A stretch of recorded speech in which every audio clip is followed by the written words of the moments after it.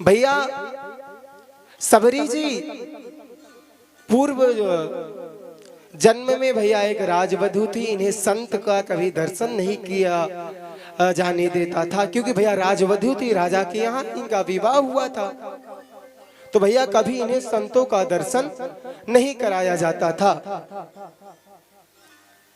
प्रयागराज में तो केवल भैया इन्हें सुंदर पालकी में बैठा कर लाया जाता, उसके बाद इनके घर में ले जाकर के इन्हें छोड़ दिया जाता। कभी घरों में संत यदि आवे तो भैया तब भी इनको कैद कमरे में बंद कर दिया करते थे। क्यों? क्योंकि भैया ये राजवधू थी। लेकिन भैया जब इनका दूसरा जन्म हुआ तो भैया ये सबर जात में इनका जन्म हुआ, नाम पड़ गया सबरी। देखिए भगवान भैया जाति पात से कोई भेद नहीं है, केवल आपका कर्म कैसा है भगवान कर्म देखते हैं, जाति पात नहीं देखते हैं। यदि जाति पात होता तो भगवान सबरी के ऊपर उपकार क्यों करते? सबरी जात में जन्मी सबरी छोटी सी ही थी, तभी इनके पिताजी इनका विवाह सुनिश्चित कर दिए। इनके विवाह में कटने के लिए बहुत से पशुएं लाए गए। माँ से पूछा, माँ इतने सारे पशु क्यों आए हैं? माँ ने जवाब दिया कि तुम्हारे विवाह में लोगों के उदर भरने के लिए, पाने के लिए ये मंगवाए गए हैं। सबरी को बड़ी ग्लानि होने लगी। विचार किया कैसे जीवन जीने से बढ़िया है मर जाना। रात्रि का समय हुआ, सारे पशुओं को खोल करके भाग पड़ी। भैया लोग इनको मारने के लिए, इनके पीछा करने के लिए दौड़े, तो तभी पशुओं तो भगा दिया, लेकिन ये सोची कि मैं पकड़ी जाऊंगी, कहाँ छुपूं? तो भैया एक वहीं पर जानवर की खाल पड़ी थी, उसी खाल में जाकर के सबरी जी छिप जाती हैं। मन में विचार किया जीवन भर गंदगी में पड़े रहने से अच्छा है एक रात गंदगी में पड़े रह लो, उसके बाद जीवन पर्यंत भजन करो। लेकिन उस जिंदगी भर की गंदगी में मैं अब वापिस नहीं जाऊंगी। उसी भैया खाल में भैया खोल करके प्रविष्ट हो गई। और भैया प्रातः काल हुआ, सबरी जी जाती हैं, मतंग मुनि के आश्रम में पहुंचती हैं और भैया लुकिया छुप करके इधर प्रातः काल ही उनके आंगन को बहार देती, उनके द्वार को साफ कर देती। भैया तभी मतंग ऋषि के शिष्यों ने विचार किया कि हमारी सेवा कौन है जो चोरी करके लेकर के चला जा रहा है, क्योंकि हमारी सेवा तो गुरुदेव की सेवा तो हमारा करना कर्तव्य है। और मुझे मैं प्रातः काल उठता हूँ, ये सेवा मेरे पास नहीं रहती है। मतंग ऋषि से पूछकर रात्रि में पहरा दे रहे, आज पकड़ा जाए ये चोर कौन है जो मेरी सेवा को चुरा रहा। भैया उस दिन सबरी जी को देखते हैं, सबरी जी हाथ जोड़ करके मतंग ऋषि से कहते हैं, गुरुदेव मुझे रहने का स्थान, बस सेवा का स्थान देते रहो। मतंग ऋषि सबरी जी को अपने आश्रम में आश्रय प्रदान किए हैं। उसके बाद मतंग ऋषि कालांतर में परम धाम को जाने लगे। तो मतंग ऋषि ने कहा, सबरी को बुला करके कहा, सुनो सबरी, तुम इसी स्थान पर रहना, इसी झोपड़ी पे रहना, एक दिन राम आवेंगे, तुम्हें कहीं जाने की आवश्यकता नहीं है। बाबूजी तुम्हें कोई कहीं जाने की आवश्यकता नहीं है, राम एक दिन आएंगे। इतना बता करके मतंग ऋषि चले गए अपने धाम को। और भैया सबरी जी आप कितने वर्ष तक भगवान का इंतजार करोगे बताओ? कब तक इंतजार करोगे? 1 साल, 2 साल, 10 साल? लेकिन सबरी भैया सालों दर साल सालों दर साल बीतता चला गया, लेकिन राम के लिए प्रेम कम नहीं हुआ, प्रेम बढ़ता गया। और केवल एक बात से मगन रहती कि मेरे राम आवेंगे, मेरे राम आवेंगे। दिन रात इसकी खुशी उन्हें बढ़ती रहती कि ऋषिगण कह के गए हैं मेरे राम आवेंगे। हाँ, सबरी मगन है राम भजन में, सबरी मगन है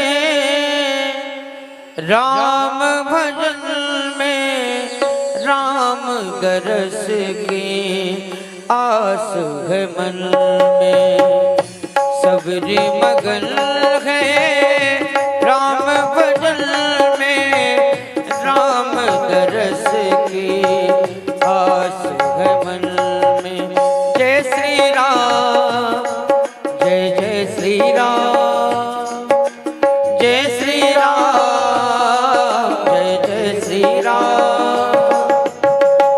देख लो राम को इस जीवन में, देख लो राम को इस जीवन में, राम दरस की आस है मन में, राम दरस की आस है मन में। मेरे राम।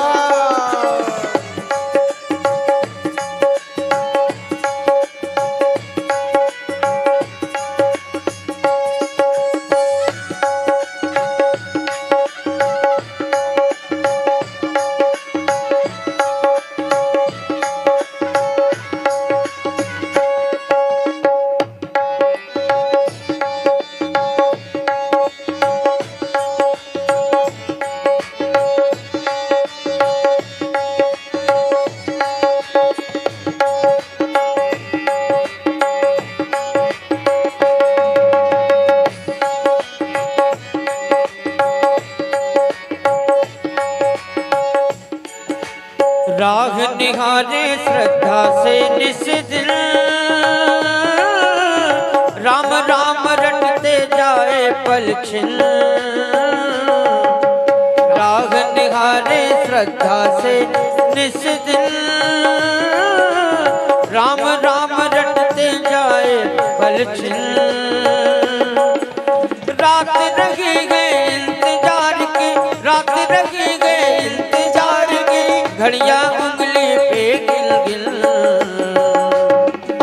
देर न होगी अब दर्शन में, देर न होगी अब दर्शन में, राम दरस की आस है मन में। सबरी मगन है राम भजन में, राम दरस की आस है मन में।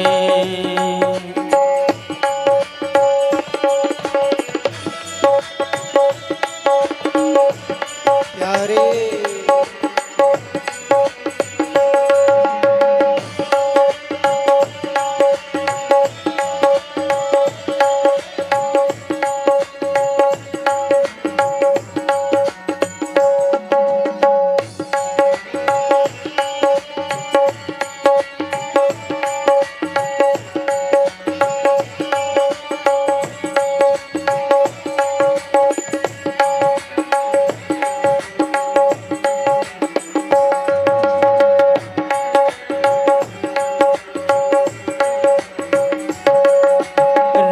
से जोड़े प्रेम के धागे, लोग मोह माया मन से जागे।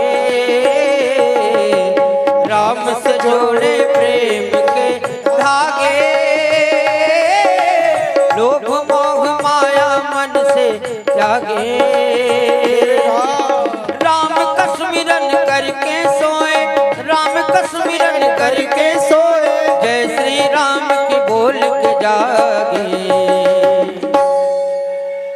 राम का मंदिर है आंगन में, राम का मंदिर है आंगन में, राम दरस की आस है मन में, सबरे मगन है राम भजन में, राम दरस की आस है मन में।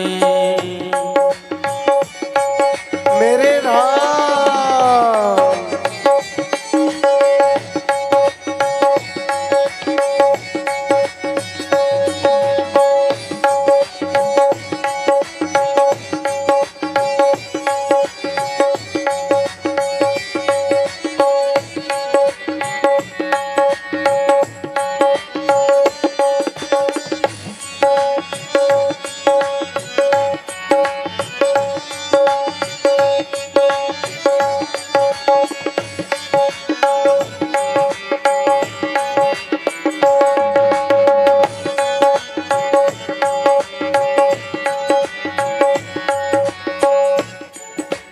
रोम रोम में राम गए हैं रम, राम ही गाए सांसों की सरगम। रोम रोम में राम गए हैं रम, राम ही गाए सांसों की सरगम। राम की याद में जब शबरी के, राम की याद में जब शबरी के नैन बरस जाते, जय हो। ओ राम को देखे वो असुवन में, राम को देखे वो असुवन में, राम दरस की आस है मन में। देख लो राम को इस जीवन में, राम दरस की आस है मन में, सबरी मगन गए राम भजन में, राम दरस की आस है मन में, राम दरस की आस है मन में, राम दरस की आस है मन में। बोलिए कृष्णचंद्र भगवान की जय, बोलिए राजा रामचंद्र की जय। प्यारे सबरी निरंतर राम की दर्शन की लालसा के अपने आंगन को बुहारती हैं। आज राम आवेंगे, आज राम आवेंगे। मैं तो कहता हूँ प्यारे, आप कभी पूजा करो या ना करो, दीप जलाओ या ना जलाओ, लेकिन प्यारे भगवान से प्रेम कर लो, भगवान से एक संबंध जोड़ लो।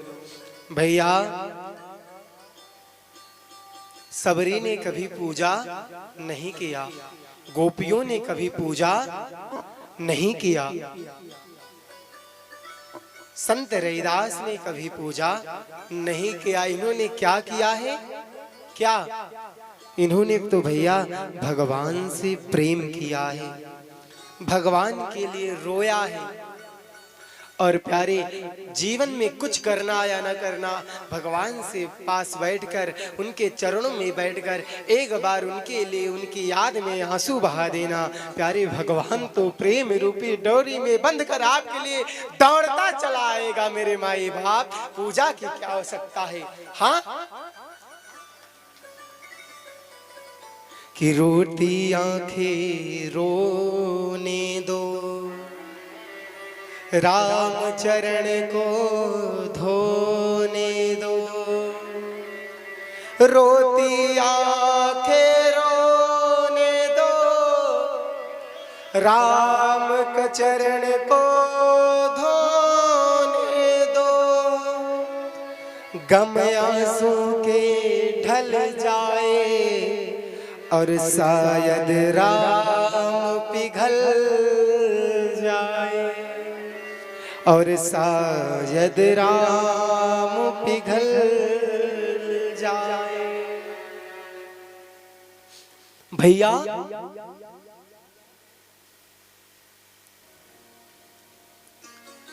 केवल भक्ति करते करते माँ सबरी ने राम को पा लिया। प्रेम करते करते इंतजार की घड़ियां इतनी प्यारी आपके पास होनी चाहिए कि प्रेम है परीक्षा,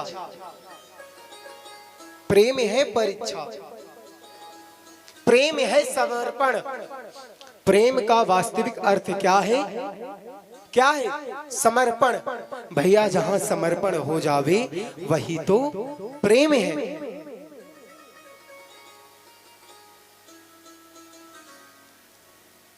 कि हम तरंगे हैं तुम समुंदर प्रभु, हम तरंगे हैं तुम समुंदर प्रभु, तुम ही बाहर हो तुम ही अंदर प्रभु, हम तुम्हारे हैं सदियों से मेरे प्रभु, हम तुम्हारे हैं सदियों से मेरे प्रभु, हम तुम्हारे हैं सदियों से मेरे प्रभु, तुम हमारे हो मैं तुम्हारा प्रभु।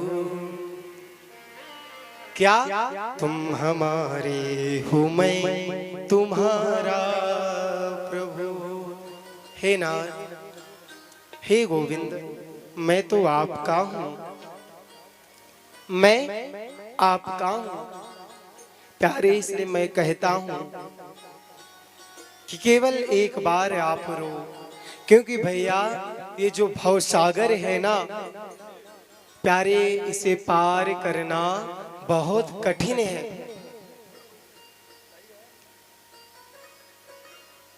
प्यारे इस कथा से आप कुछ सीख करके जाना या ना जाना, लेकिन एक बात अवश्य लेके जाना कि वो राम मेरा है। वो बरसाने वाली जो बैठी है ना, एक दिन तो मेरे ऊपर कृपा करेगी। मेरा बांके बिहारी कभी तो मुझे बुलाएगा। प्यारे, हम जिनकी कथा सुनते हैं ना, ये बहुत करुणा सागर है मेरे माई बाप।